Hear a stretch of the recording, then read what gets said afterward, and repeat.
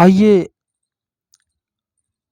حضرت علی رضی اللہ تعالیٰ عنہ کا ایک مشہور واقعہ بیان کرتے ہیں جس میں انہوں نے ایک کافر کو میدان جنگ میں شکست دی، اور اس واقعے سے ان کے اعلیٰ اخلاق اور تقوی بھی ظاہر ہوتے ہیں۔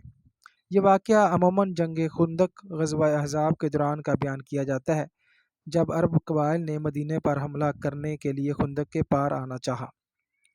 واقعہ: حضرت علی اور عمرو بن عبدود کا مقابلہ۔ عمرو بن عبدود عرب کا مشہور اور طاقتور پہلوان تھا۔ وہ جنگ خندق کے دن خندق پار کر کے مسلمانوں کو للکارنے لگا، کون ہے جو میرے مقابلے میں آتا ہے؟ یہ اتنا خطرناک اور دلیر دشمن تھا کہ اس کی للکار سن کر اکثر صحابہ خاموش رہے۔ حضرت علی رضی اللہ تعالیٰ عنہ نے عرض کیا، یا رسول اللہ، مجھے اس کے مقابلے کی اجازت دیجیے۔ نبی کریم صلی اللہ علیہ وسلم نے پہلے انہیں روکنا چاہا، لیکن جب عمرو بار بار للکارنے لگا تو آپ صلی اللہ علیہ وسلم نے حضرت علی رضی اللہ کو اجازت دی۔ حضرت علی میدان میں نکلے۔ عمرو بن عبدود نے ان کی جوانی دیکھ کر کہا، اے علی، مجھے تم سے لڑنے کی ضرورت نہیں، تم بہت کم عمر ہو۔ حضرت علی نے فرمایا، لیکن میں تم سے لڑوں گا۔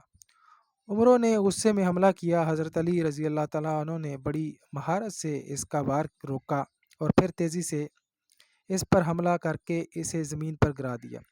جب حضرت علی اس کے سینے پر سوار ہوئے تاکہ اسے قتل کریں تو عمرو نے ان کے چہرے پر تھوک دیا۔ حضرت علی رضی اللہ تعالیٰ عنہ نے فوراً پیچھے ہٹ گئے۔ عمرو حیران ہو کر بولا، کیوں تم مجھے چھوڑ دیا؟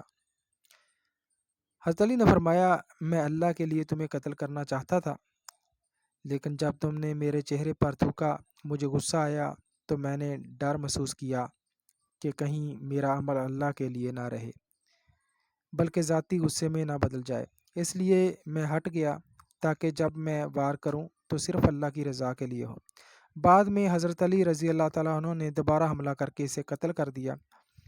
اس واقعے کے اسباق: حضرت علی رضی اللہ تعالیٰ عنہ کی بہادری، کوئی بھی عمرو کا مقابلہ کرنے کی ہمت نہ کر سکا، مگر حضرت علی نے بے خوف ہو کر اس کا سامنا کیا۔ خالص نیت: حضرت علی نے اپنے نفس کا جائزہ لیا اور غصے کی حالت میں وار نہیں کیا تاکہ جہاد صرف اللہ کے لیے ہو۔